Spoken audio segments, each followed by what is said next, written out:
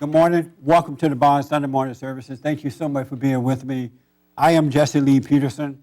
You can get involved, folks, by calling 1-800-411-2663, 800-411-BOND. You can also email me, church@bondinfo.org, church@bondinfo.org, and put your name and town on your emails. I'm glad you guys are here, ladies and gentlemen. I'm glad you're here. I wonder why we always say ladies first. I'm about to think about that. The what? Yeah. Good manners. Oh, that's what it is. Very good. I think what happened, I forgot that we have good manners. I don't see it anymore, so I forgot. Yes. I think that's because I heard somebody say once. Oh, we need the mic. I forgot. Be aware of the mic, folks. The mic folks are the ladies. I heard one time that men were supposed to be examples to the women, Yeah. to be examples to the kids, and so you were chivalrous through. Oh, okay. Right on. I want to talk to you about attitudes. I was having this conversation with a man yesterday, and he told me that he had to hire some workers to do some yard work for him. And for the most part, it didn't even occur to him to hire black workers, but to look for Hispanics. And so he hired some Hispanic workers, and he said he noticed that they were working very, very hard. They were out there doing the job, and they had a good attitude about it. And he was so happy with them that he bought them lunch. And he said that when they got to lunch, he offered them to sit in the back on the patio, with the cover over there. And they said, "No, we'll sit right here on the grass under the tree." And he noticed them sitting there laughing and just no anger, no complaint. And they just hustling and putting their best into the work. And they were very grateful for the work. And he said they did an excellent job. He was so happy with their work. And it reminded him of growing up when he was, he's from somewhere in the South, I think. He said that one time as a teenager, he had a friend of his did some work for a lady next door. And they really worked hard. And the lady, they were expecting $20, and she only gave them $10, right? He said, but they shook it off and were happy and went and bought bubble gum and just had fun, right? And then it reminded me of when he said that they were sitting under grass and just having fun. It reminded me of when I was growing up and we would pick cotton, and then at noontime we would take lunch, and it would be so hot, just beaming out hot. But we would sit under the oak trees and things like that and just have fun, eat our lunch. I can't remember. Now, I may come back one day and say, oh, I remember once. But I can't remember any time when I heard people in the cotton field or whatever we were doing complaining about the work. Like, oh, I don't want to be here. It's too hot. It's too this. Or halfway doing the work. They really did it with a good attitude, And we were, thinking about that. I said, wow, that is true. We used to have that kind of attitude about work in this country. But now it's almost impossible to find that kind of work, and especially young people, but especially black people. And it's happening to the American Hispanic right now, too, the ones that are being brainwashed. They're somewhat losing that desire. And we were saying, wow, I don't know if we can ever get that back again, that kind of attitude about work. And it doesn't matter what you're doing. You're glad to be working and happy about it. So he said, you know what? I don't want to send the illegals back. Maybe we should keep a few of them here.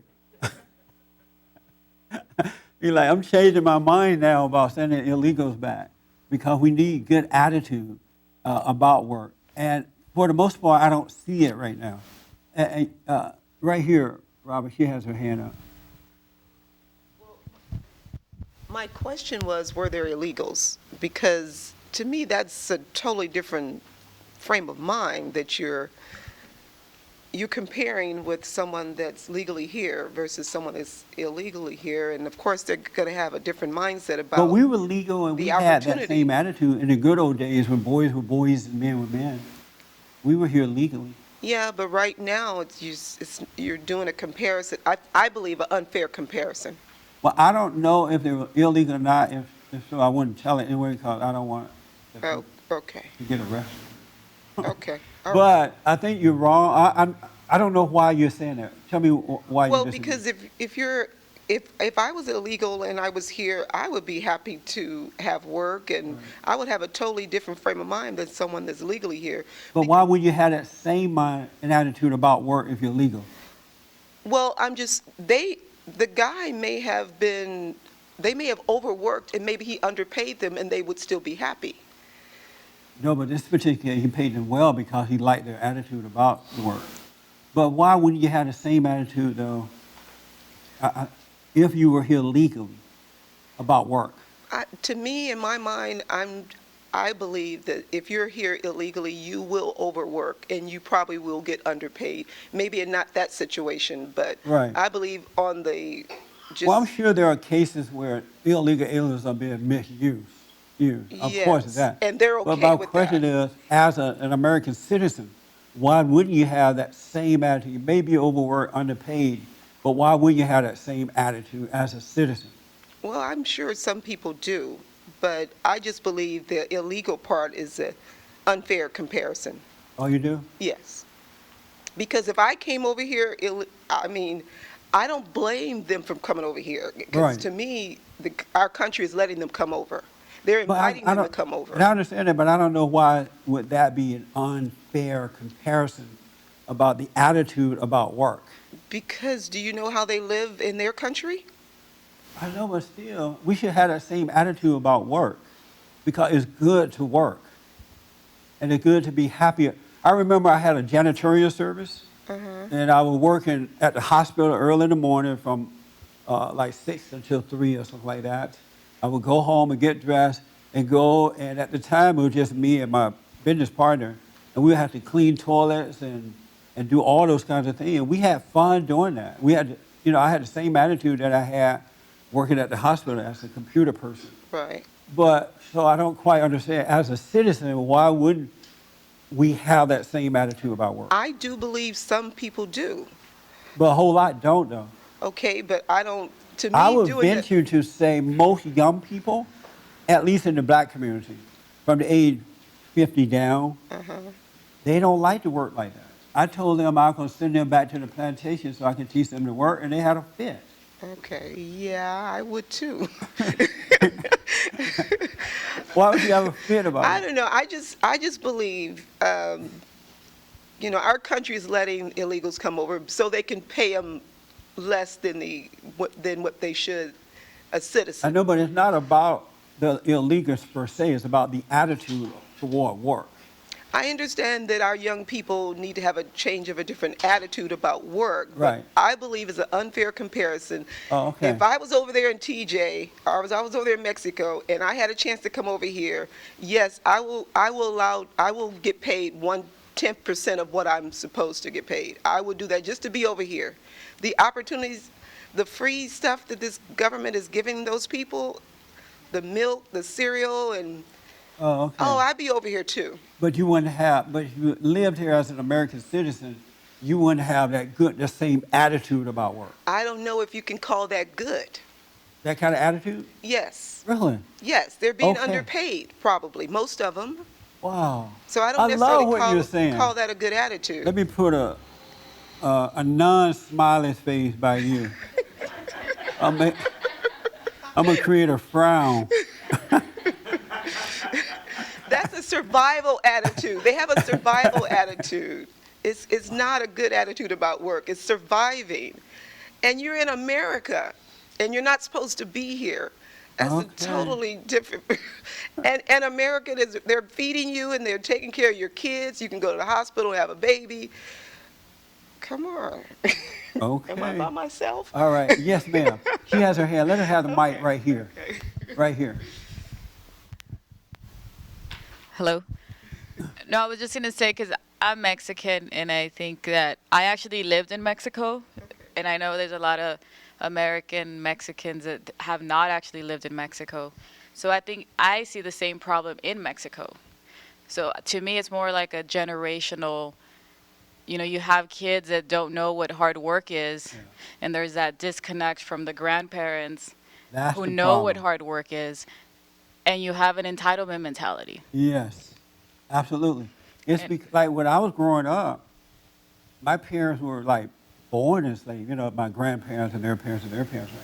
But they still had that good attitude about work because there is something magical about working hard. And it's not necessarily about the pay, even though you do get the pay, but much more come from it than what I think most people today realize when you give it your all. When you really, and then when you have the right attitude about it. I think that's what's missing. Yes, sir. I think that most people, it's not just the black community. Most people that I know back in my area don't have that kind of work Yeah. ethic and good attitude. I can think of two people that I've worked with that have that kind of attitude. That not really determined attitude. Yeah, including myself. I mean, it's Including you? yeah, So you're lazy too? yeah. I mean, I had a little bit of it growing up, but Thank you for being honest. but yeah, So what was it like growing up and work? Did you have to work growing up? a little bit. Yeah. Oh, no wonder. And so your parents did not insist that you work hard and be happy about work? They did a little bit, but it was like a drag A for some drag. reason. Yeah. Work was? Uh-huh. Sometimes. Oh, I see. What kind of work did you do growing up? Like working on the roof in the summertime and stuff like that. And that was a drag. It sometimes became a drag because I would want to play a video game or stay inside Oh, or I see. whatever. And so as an adult, you're still kind of lazy? Yeah. You do what you could get away with?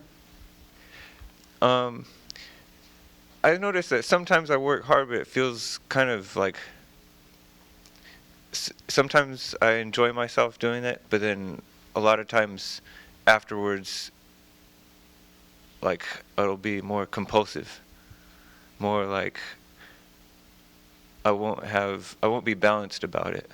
Wow. You won't be balanced about it.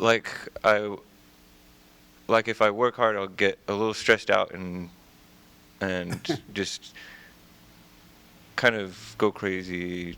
You get stressed out and go crazy. Yeah.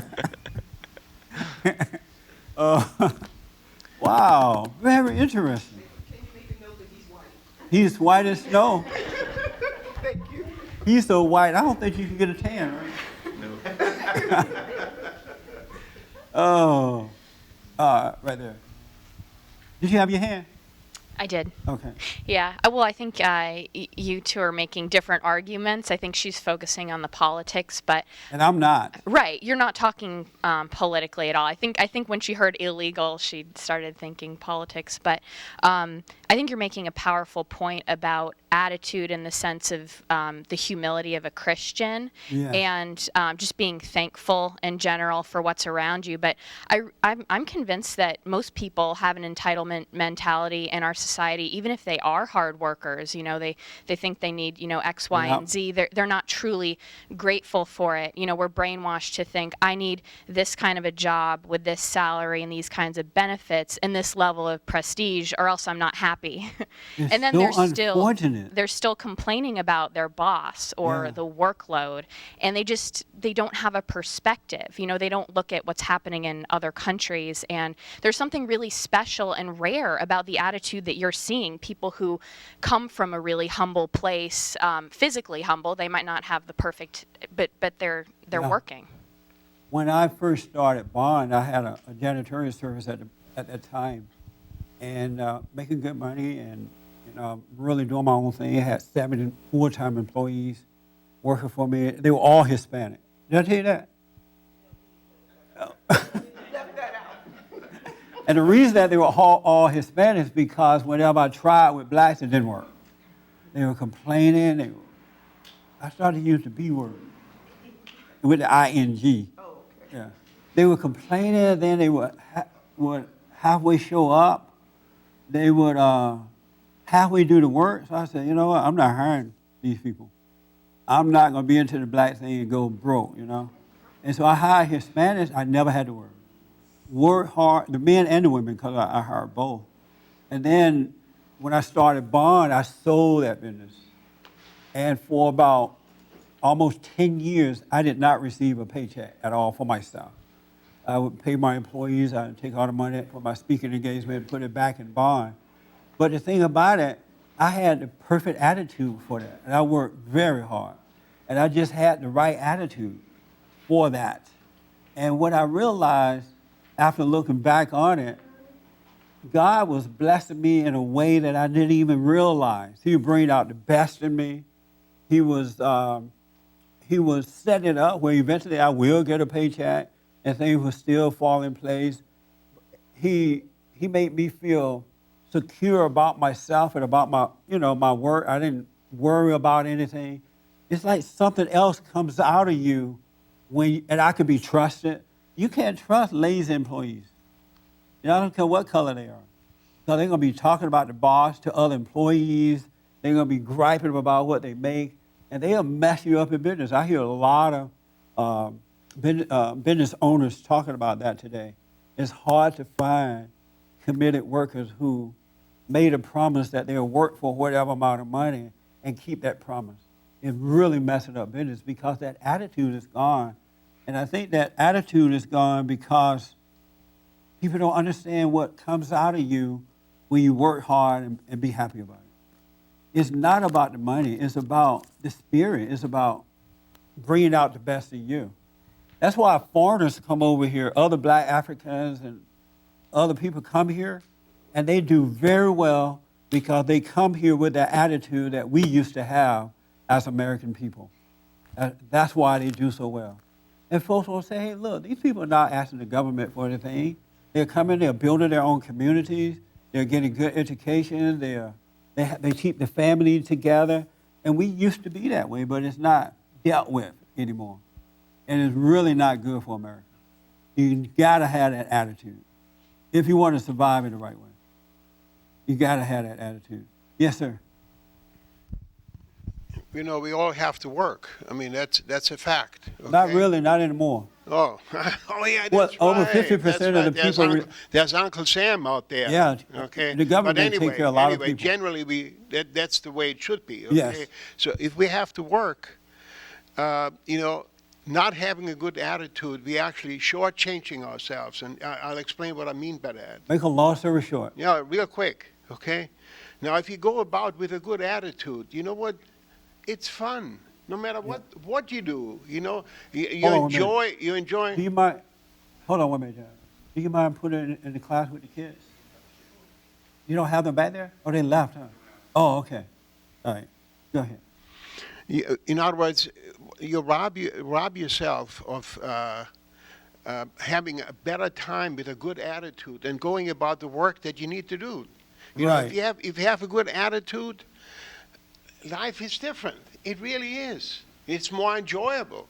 And you know what? And it doesn't really matter a great deal of what you do, you see? So people are actually really shortchanging themselves by not having that attitude because then, you know what it is? The job turns into a drag.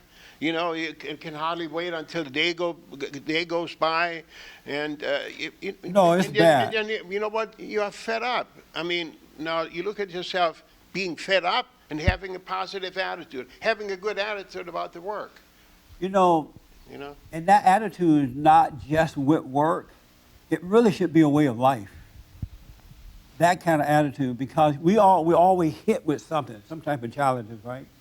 And if you don't have that attitude, I have a name for it, I think. It just popped in my mind. If you don't have that attitude about life, you won't make it anyway. If you don't have the attitude when things are so-called bad or when things are so-called good, it's that same spiritual attitude that I'm talking about. And a lot of folks don't have the attitude to deal with life. They are mad about the challenges. They are mad about this and that. And life is just hell. And it doesn't have to be hell. And even if you don't have a college degree, you still can do better than the person with the degree if you have that attitude that I'm talking about, if you have it. But it's amazing the number of people that don't have it today. Yes, sir. I just wanted to throw this one onto the grill, and that was the fact that the body politic mentality, the mentality of us as a whole, is determined by the government and how they are with the people. Yeah. And so they're not rewarding people anymore as they were before. They're involved in a way that's, as you know, stifling, any sort of benefit from your progress. Yes. And so that's got to be a major factor in everything that we're talking about right now. It's the government is doing that, but it's the government job to destroy you. The government job is not to make you wise and smarter and independent and free. The government job is to destroy you. You can never, ever trust the government. Who I really blame are the parents. Because if adults would get married, fathers and mothers work together, be that working example, be that good attitude for the children, when the kids grow up and go out into the world, then the government and the deceivers out there can't take over the kids like that because they're being made firm and strong in the homes by the parents. But what the government does is destroy the parents, pass laws against men, make sure the parents. I was talking to a guy in the supermarket the other day. Once in a while I go. When I go to the supermarket, I hate going to the store. Now, that's one sin I commit all the time. And when I go to the store, I go right to the aisle that I want, and I get the item and walk right out and look for the shortest line and get out of there. And this guy was telling me about his wife. He was like complaining, this worker was complaining about his wife. He said, I don't know why he was so upset right then and there, right? He said, my wife, he was just going, I hate my wife. He's like, she has diabetes, she has high blood pressure, and she's an alcoholic, and I can't do anything about it. I said, why do you let her drink? You don't have to let her drink. Yes, I do. I have to let her drink. I said, why? He said, because if I don't let her drink, she'll call the police and I'll be in jail. And I'm not going to jail for my wife or nobody. He said, so as a result of that, my household is out of control because I can't do anything about what my wife is doing. He says that she gets drunk, and then she just goes to parties, she curses, and they get in fights, and she wake up the next morning and says she had fun last night.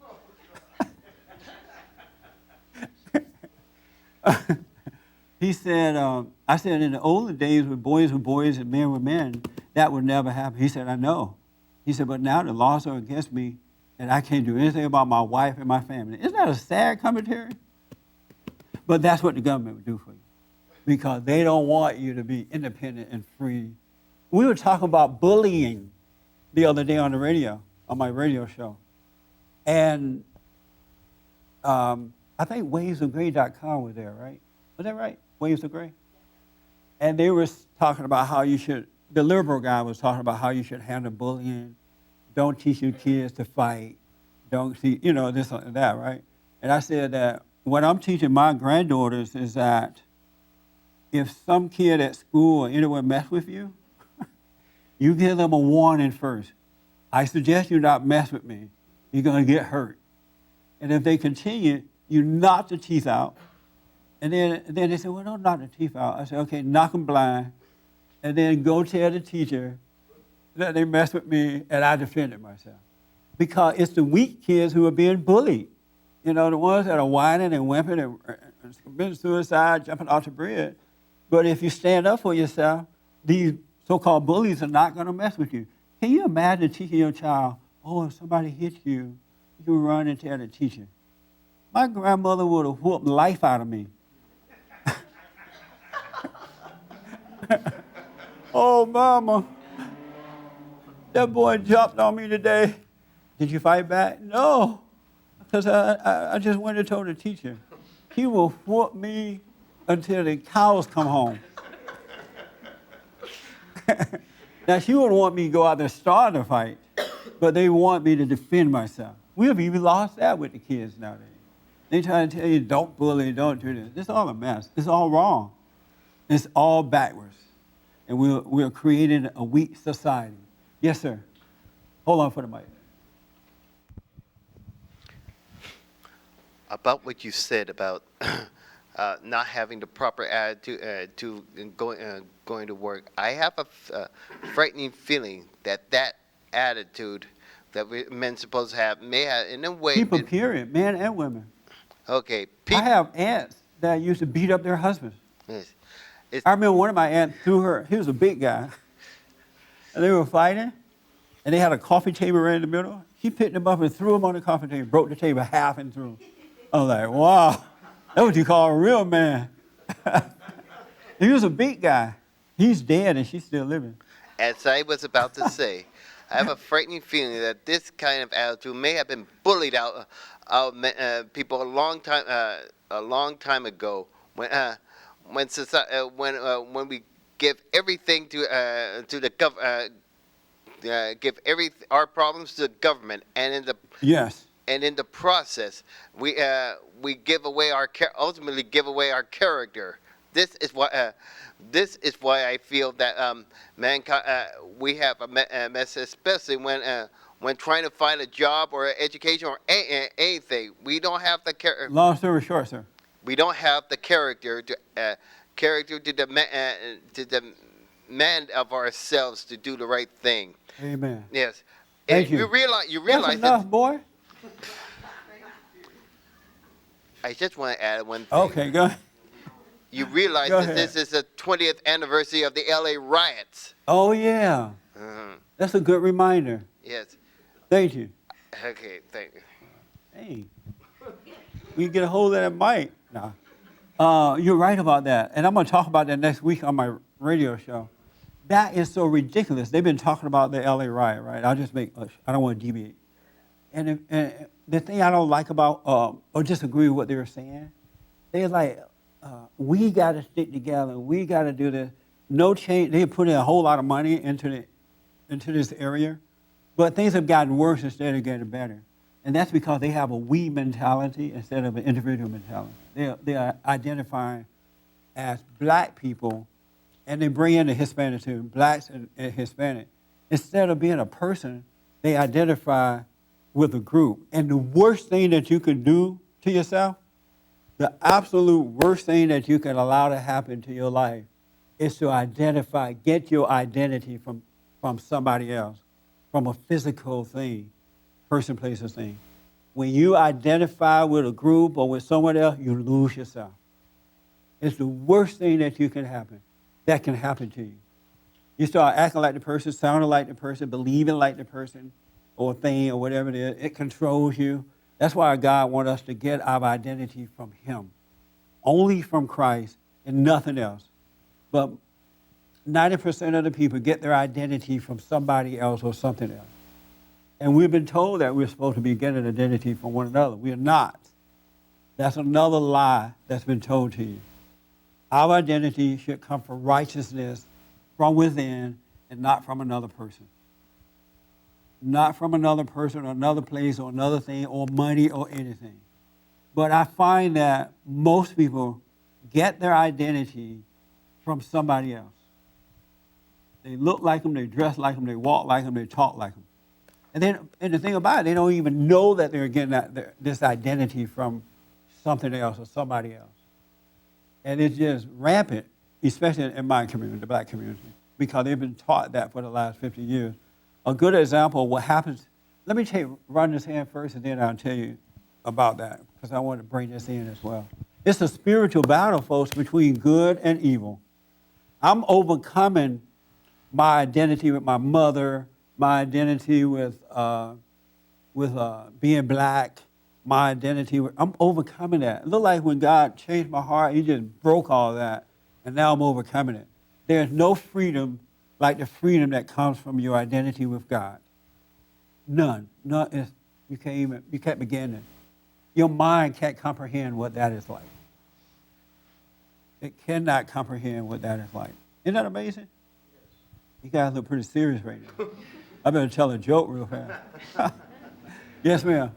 I was watching Tavis Smiley on Book TV, and Yes. he was talking about the black thing and how blacks are on a. He said they have a perpetual audition, and I was just thinking how he's not. He talks about this stuff all the time, but he's not empowering blacks to Right. do anything different. You know, he just has this circuit where he goes around and around. Blacks don't get this. This is we have to do this. This is the problem. This is the problem. But have you taught our youth to value education? Have you taught blacks to stand together or to work hard, to do better, to build their own businesses and things like that? None of those things are happening, and so what he's going to do is just keep on the same circle. Same thing. Another 50 years will go by, and they will be in the same situation. He will still be angry. This is why I'm trying to break them apart. I want people to be individuals first, so they can seek first the kingdom of God in His right way, and then He'll add unto you what should be happening in your life. A good example of that, I'm going to bring it up. There's this thing that they're trying to do now under Al Sharpton and Jackson and others called measuring the movement. Trayvon Martin movement. You heard about that? And they are going around the country trying to connect blacks based on that. And I'm thinking, what do they want? What kind of movement do they want? Are they trying to get blacks to do what? I don't know what they want. And then this morning they had Trayvon, father, mother, and Abaloo DeBlas, somebody out of New York who was killed by a cop. But what they are not telling you that these people are running from cops. They are committing some type of crime. The cops are not just going out killing black people, but they leave that part out. They don't tell you what these people have done that caused the cop to take the action that they took. They just say, oh, we need a movement. They try to desperately get a movement going. And the unfortunate thing is that because so many people within that community identify with these people, they'll believe in a lie that doesn't even exist. And they're working hard to create a lie. I mean, it doesn't even make sense. And you don't know what they want. They don't say what they want. But the people, like, they're applauding just because they say white and black or bad police. They're just going for it. And if you try to say, well, what do you want? They don't tell you. They have a thing, the government is attacking the Catholic Church. And they're saying that the Catholic Church have to provide contraceptions and condoms for their employees. And so the Catholic Church said, no, we're not going to do that, right? And then the president said, well, if you don't do it, then the insurance have to do it. Insurance companies have to do it. And I'm thinking, that's not a favor, because if the insurance company have to do it, who's going to pay for it? We're going to pay for it. It doesn't change anything. But it's a spiritual battle going on out there, and the attack is up on the family, the church, men, good women, anything that's good. And then they use to say women. If you say no to it, you're attacking women. Now you're supposed to back down. They did the same thing with the gays. If you don't hire them, if you question or don't agree, the gay. You know, dumb stuff, but a lot of people are falling for it. Booker T. Washington said that there will always be people out there who uses the past or remind you of the past in order to keep you angry and control you. And that's what we have in these people. They're just bringing up the past that has nothing to do with now, but they do it to keep you mad so they can control you. And the people just falling for it. Yes, Pat. I want you to wake up, folks. I don't identify with any color at all. And I used to do that. No color. I used to get up in the mirror and see that I'm black and think, wow, life is hell. What am I going to do today? It's hard in America. When you're black and greasy. That's why I had to put this stuff on my face, because in the camera, I'll be black and greasy. I look like fried chicken.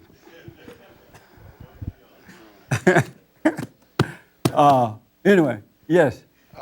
One thing people don't talk about much is that going back to the illegal alien problem, the illegal aliens are a replacement for the black workforce that failed. There's a lot of black people that wanted to work and were working at the time and doing well in a lot of the trades, but a lot of the black community was being destroyed at the same time. And because of the weakness and the family breaking up, and the Hispanic community had stronger family ties, Yeah. they had It's they had about better the family. they had better attitudes about working, and they Yeah. basically came in and replaced the American black workforce. Absolutely. It's about the family, folks. We got to protect our children. We got to stay together as families. And they're men and women of God, never mind the color. We got to stay together as one under Christ and do the thing that's right. There's no greater joy than doing what's right, not being afraid, standing up for what is right.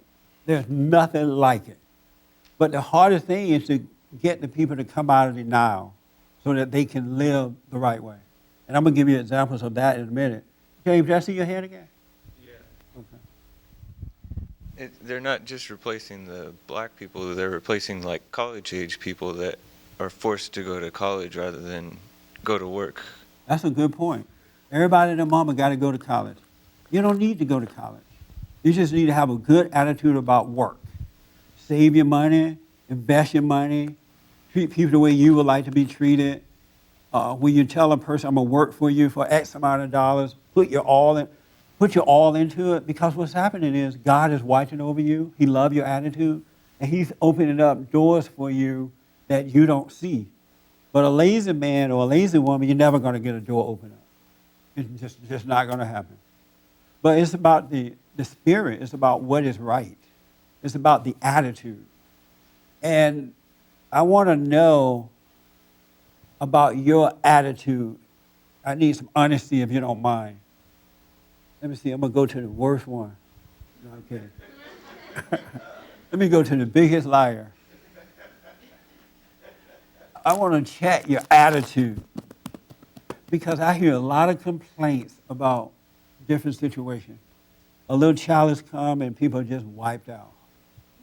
And a little wind come and your house is just blown down instead of having a good. When evil come after you, if you understand what's going on, it's a good thing. It really is. If your attitude is right, if your attitude is correct, it's a good thing. I can tell the truth to, I know 5 people in this room right now. I'm going to close my eyes for a minute. I can tell the truth to them right now. They get mad at me just like that. They won't come back for 6 months. And the little donation is gone. But it's that attitude. If you can't hear the truth about yourself and you can't face yourself, you're not going to make it. You're going to be depressed. You're going to be lonely. You're going to be lost, all in the name of Jesus. But you got to get that attitude in check. God loves us. He really does. It's amazing. It's amazing how much he loves us. I was sitting in my room yesterday, nobody around 7, 8 o'clock, and no TV, no radio. I read it a little bit. I put the book down, and I just sat there, and it's like heaven and earth came together. It was perfectly quiet, and I was like, wow, this is so beautiful. It is so nice. But we have that in us. That quietness is inside of us. And we're supposed to live that way with all that we do. That stillness, never overreacting to anything. And you'll just see it. You'll just overcome it. Because I'm telling you, you don't know how blind you are until you wake up. We're so blind, it's not even funny. About little simple things, we're blind. You don't know how blind you are. I was thinking yesterday, wow, I could have been that blind. Nothing is what it seems. Nothing is what it is. I was thinking about death, and then I'll take your hand. You know how I was thinking about all the people I know, I've known over the years, how they were here, and now they're dead and gone. And you don't even think about them anymore. It's like they never was here. You notice that? I remember I had a good friend who died, and I never thought that I would just forget about him. I thought, wow, he always, but it's like he never was. Looked like he was never here. And I'm thinking, wow, I bet you we're overreacting to death too. If someone died, you know how you carry on? And you lie about the person, all of a sudden they become wonderful, and you hated that person when they were here? I think we got the wrong attitude even about, I read that in the sea, in the ocean, in water, some life only lasts for a few minutes. Is that true? It just live for a few minutes. And I don't see God crying over that.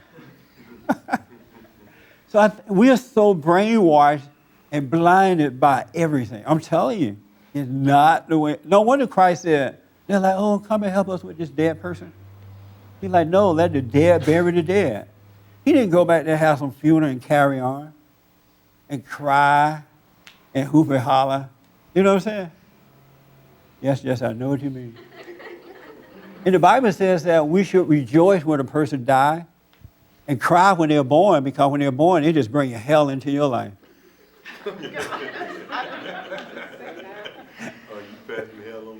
And when they die, be glad that hell is gone. But it's hard for you to perceive it that way, right? Yes, it is. Daddy died, mama died. You're like, oh, mama, dad. And you're depressed over mama, and mama didn't cause you nothing but hell. And then when mama's dead, she's still controlling you. That's right. I'm just saying. Yes, Frankie. It's just food for thought. Okay. I want you to wake up. I really, really want you to wake up. It is amazing. Yes, Frankie. What I notice nowadays is that there's just one group of people who come out, and anytime you say something they don't like, you know, you're racist, you're homophobe, you hate Muslims, you hate. Those are children of Satan.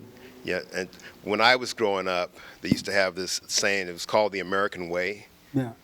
You know, Superman, Truth, Justice. Even the cartoons would talk about these things, and everybody knew that all you needed to do was to work hard, save your money, and invest. And the secret of America is that you would prosper. You can be poor today and a millionaire tomorrow. That is legendary over the entire world, and people will kill to come here because that opportunity is here today, now. I want to just add a little bit to that. I'm not bragging. I did not go to school for finance. You know, I finished high school, luckily, I guess. And then I went to LA City College for a year. I told you about that. And the only reason I went to, who knows why I went to LA City College? I did not go for an education. I went to get a white woman. That's the reason I went. Because growing up on the plantation, my uncles would go to upstate New York and they would work up there and they come back and talk about the white women. White women are a little different than black women at the time. And so I said, wow, when I go to California, I'm going to go to college and get me a white woman. I went to college for 1 year, because it took me almost a year to get her. I still remember her too. I got this white woman, and I dropped out of school.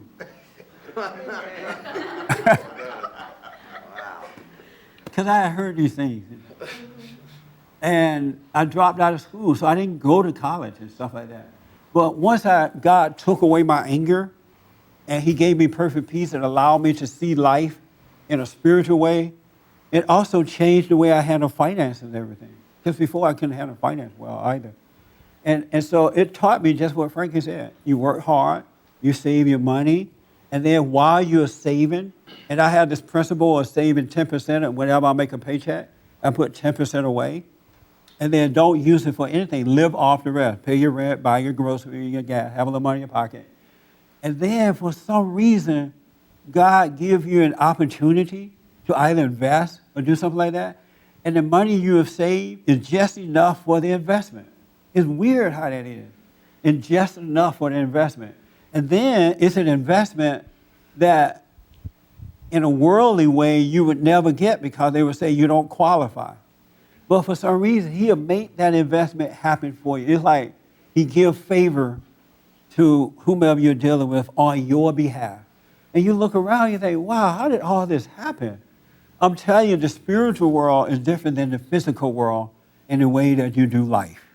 And then I counsel people. I tell people now how to invest. I don't think I never went to school for it, but the principles are so simple.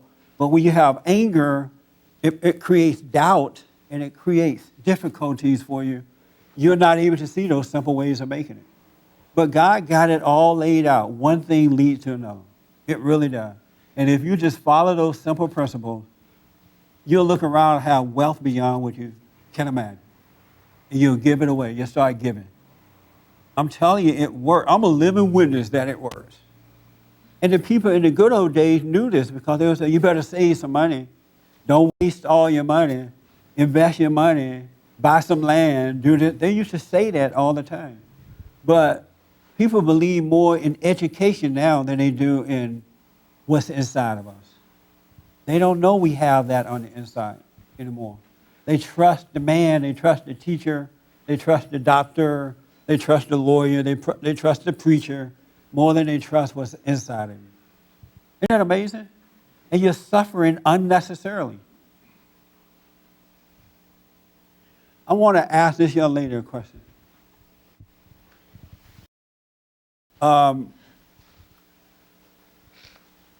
Last week you said that you were mad at me, like when I said something, it made you mad, right? Yeah. You speaking to me. Sorry. Yes. Yes. Have you learned anything from that? Do you know why you got mad? I think partly it was jealousy and It was jealousy? yeah, and Jealousy of what? who are you saved? I'm not. So what? You're saved and I'm not. I'm saved and you're not? Yeah, because the reason I asked that because you mentioned media when I talked about how I forgave my mother and God forgave me and it just set me free. You said that made you feel jealousy? Yeah, I felt it, yeah. Yeah. And so how have your week been as a result of knowing this? Well, actually it was a bad week. Well, Speak up. it was Wait over this. it was a bad and a good week. So, A bad and a good one. okay, it was like What was bad about it? how I acted, but it was good because I fully seen myself and how horrible I am. Yeah. And even though the situation may be what I was saying was right, it was the way I acted that was wrong. Yes. Yeah, it's like I went off on 3 members in my family. Oh, that's what you did wrong? You went off on 3 people? Yes. Yeah. That's a Especially good, holy one. example. Yeah, especially one. My nephew, Yeah. you know. That's unfortunate. Yeah, then I seen, and it happened just a day ago, and I really looked at myself just this night. I was just like, wow, like I am really something else. Yeah. So. And did you go back and apologize? Say, you know what? It's not you, it's me. What you did may have been wrong, but Yeah. I'm not setting that good example. I haven't yet because I was still dealing with it. I was going back and forth with myself. Did he talking to you about it? Yeah, back and forth. He was telling you what? I was right, but then I would say, well, it was the way I said it. I should never said that. Yeah. I should have said it another kind of way or something like So you're the that. devil talking about it? And he in my mind. I'm Yeah, just that's the like, devil in your mind. Yeah. And he won because you didn't go back and apologize, right? No. Yeah. So he won. Oh, okay. I'm sorry? I said, oh, okay. Okay. No, I was still planning to apologize, but well, I guess what you're saying is true. I just kept going back and forth with myself, and something said you need to apologize, and then I didn't. Let me just say, I don't think there's no such thing as going back and forth with yourself. Mm-hmm. What it is, the devil keeps giving you ideas to keep you from doing the right thing. He's afraid that, and I gave you an example of that last week. He's afraid that if you don't listen to him, you will do the right thing. So he keeps putting things in your head, like I told you about that thing last week at the airport, when about the free lemonade. Remember that? You gotta remember that story, right? Long story short, for those that don't know, I was at the airport. I bought 2 lemonade, one for me and one for my assistant. And he finished his first and went back and got one free, a refill. And I didn't know the airport would even do that. And when he went back and got it, right away he said, oh, you could get some more too. That way it'll look like you didn't pay a lot of money for it. And then I said to myself, no, I don't want another, because I could barely finish the one I had. And then so that didn't work. And then he said, well, I forgot the other thing he told me, but the third thing he said was, well, it's free. It's a free refill, right? And right away I'm like, yeah, I'm going to go get one. But then I realized the devil was talking to me. I didn't really want one. And when I didn't give into it, my whole being just relaxed. And I realized I didn't even want it. Isn't that something? So he's constantly telling you something. It's not you. It's he who is telling you these things to keep you from doing the right thing. That's what I want you to realize. There is no you. You don't make decisions about anything. You have never made a decision about anything. Your ego makes you think that you have, but you have not made a decision. Even when you lie, you don't make a decision about lying. He tells you to lie. We don't make decisions. Only the ego wants you to think that you make decisions. Either God guides us or Satan is guiding us. You're being influenced by one or the other, by everything that you do in life. Everything. That's why God said that we wrestle not against flesh and blood, but against spirits and principalities and wickedness in high places. I'm going to tell you in a minute how you can know that you don't make decisions. And hopefully it'll be real, real clear for you. But you don't make decisions. Just think about some of the folks that are around you and you don't like them, but they're there anyway. You would have never made a decision to be with that person or those people. But we'll come to that. Did you have, yes? I notice about myself that when I'm talking to somebody and they say something to me and that's completely dumb, it seems like something inside of me just lose it. You lose it. Yeah, like Yeah. I noticed that with a few people. Like even if I hold it, it's like I'm like, what did you Right. just say? Like it's just, and I don't know, it's that ego or Very good point. yeah. Can you tell her, let's say she walked down the road and she told you that. She's like, everybody's dumb. Everywhere I go, I see people that are absolutely dumb. What do you think? And she loses it. What do you say? What would you say to her as a Christian woman walking down the road?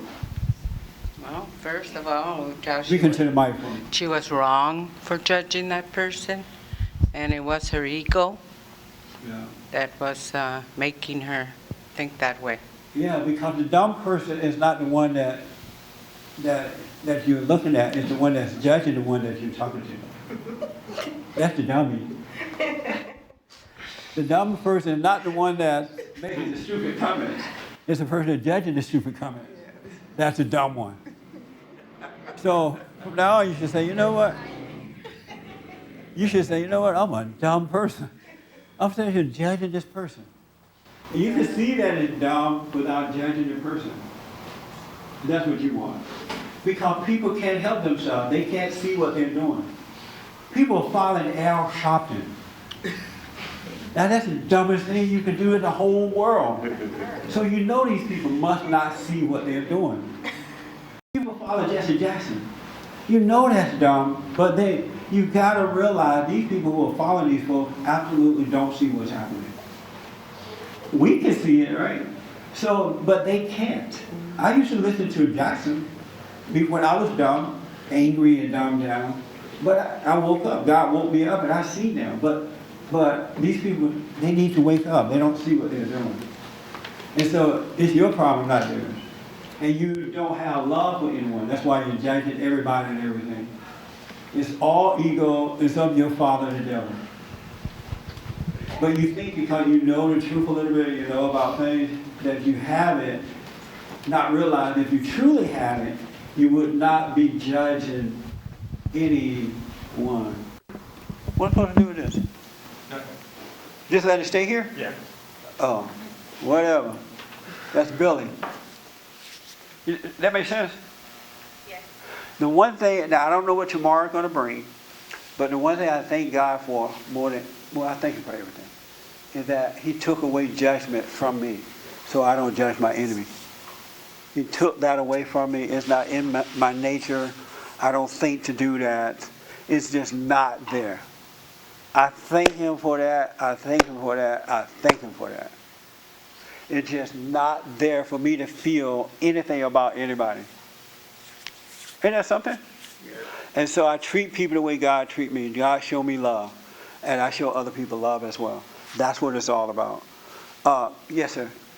Oh, we going to have a mic for him now. Can you come over here, John? Maybe something happened in there, so they had to put the handheld mic here for me. Oh, I got to come to you too, Mark. Yes. I want to get which story is true. You say that God took away your ability to judge. Yes. And then in another time, and you're doing the same thing the Bible does. It gives you two different stories, and you wonder which one is the true one. And then another time you'll say that it's because you let go of judgment that you no longer judge. Oh. Which is the case? That's a good question. Anybody else confused by that? You're confused by it? Oh, about what he said. Well, I mean, in other words, did you do something or did he just take it away from you? I've always said that it was he who took it away from me. You can't take spiritual things away from yourself. But then you also say that it's you who let go of this. Right, but it was he who caused me to let go. Maybe I should hold up a sign when I said, like when I say I let go, I need to hold up a sign, it's he who made me let go. Yeah, exactly. Just a reminder. Yeah. Yeah. Yeah. No. All right, thank you. Of ourselves spiritually, we can do nothing. Really, we can't. Right here, I have a quick question, and then I want to tell you how something I want you to do this week. All right? And this is going to blow your mind. How are things going for you?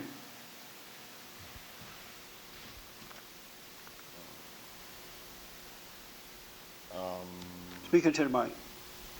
Well, this thing about attitude, when you came in, when I came in, you were talking about attitude Yes. with work and stuff like that. You know, I think I have a good attitude, you know, as far as my work is concerned, but I'm having a lot of problems right now. I see that I don't have a good attitude when it comes to life. Now, I don't know if you can actually have a good attitude at work if you don't have a good attitude with life, but this is where I'm struggling right now. You know, I'm in a situation where, you know, that I figure I'm finding out that the work that I do, it's not, it doesn't fit me. You know, it's in a lot of ways it causes me to do things that I know that I shouldn't do, like unethical things, you know, because we have to do sales and stuff like that too. So. But the work is not making you do that.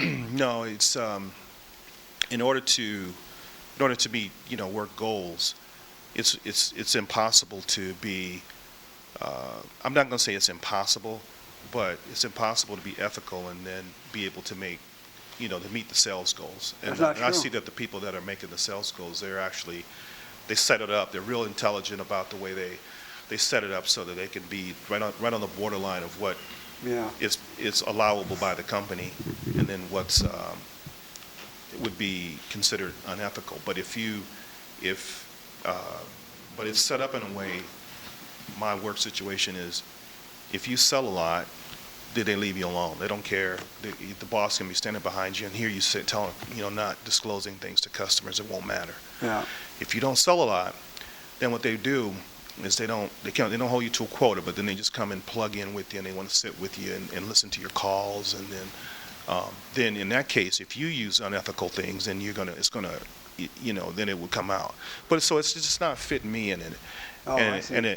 And so, you know, I'm in a situation where, you know, I can't really. I've been trying to. Okay, it's just my attitude. I just need to change it. I just need to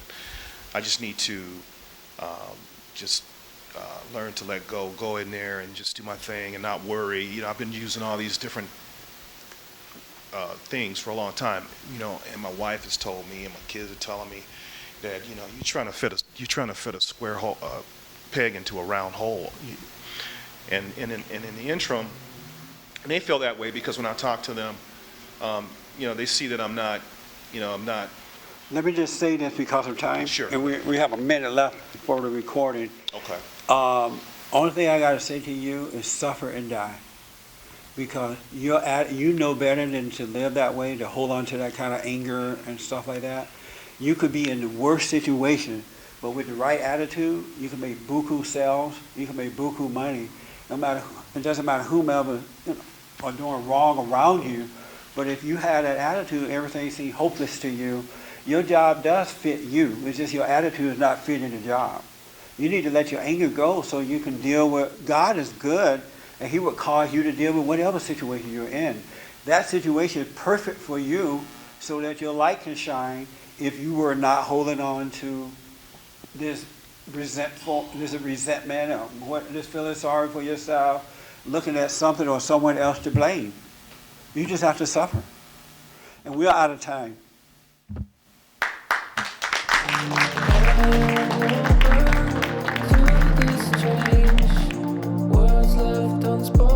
For more information, to purchase a copy of this program, or to make a donation, visit us on the web at bondinfo.org or call 1-800-411-2663.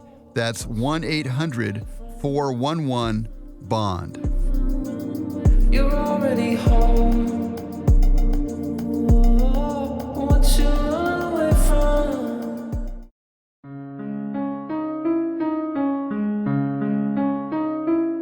We have seen many protests, but few like this. Police fired flashbang grenades and rubber bullets at demonstrators. When we walked through these doors last year, our first and most urgent task was to rescue our economy. These steps have saved or created about 2 million jobs so far, but more than 7 million have been lost as a consequence of this recession. We have to exterminate white people off of the face of the planet to solve this problem. As long as white folks are afraid and they have this false guilt about black folks, we only have a short it's only going to get worse rather than getting better. Surely you don't believe that what this nut said is representative of African Americans, do you? If it's not, why didn't we hear an outcry from the black community? New York became the 6th and largest state in the nation to allow gay marriages. Every family is based on love and is exactly the way God wants it to be.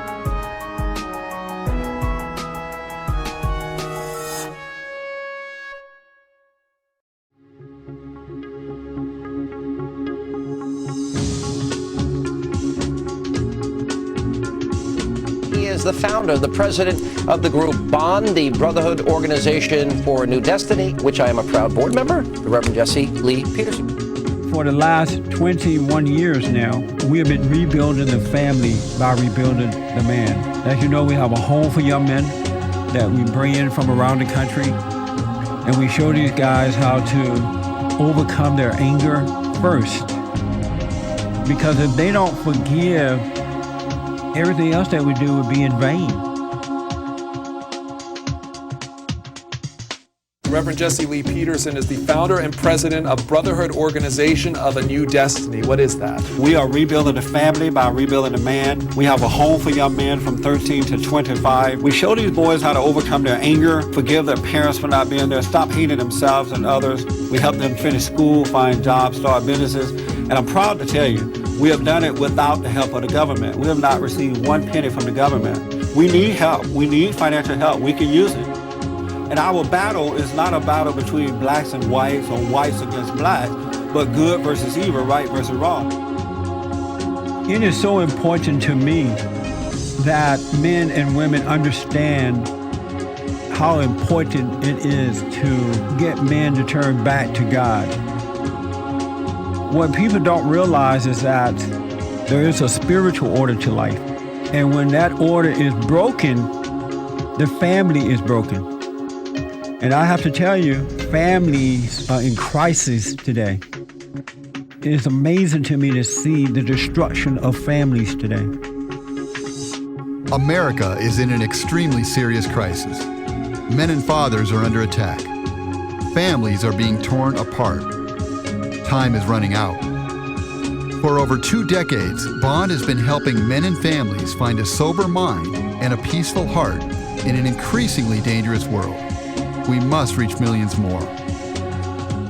Help Bond restore our families and our country by making a generous tax-deductible donation today. We're not going to be able to rebuild America until we can rebuild families. Men have to lead the way.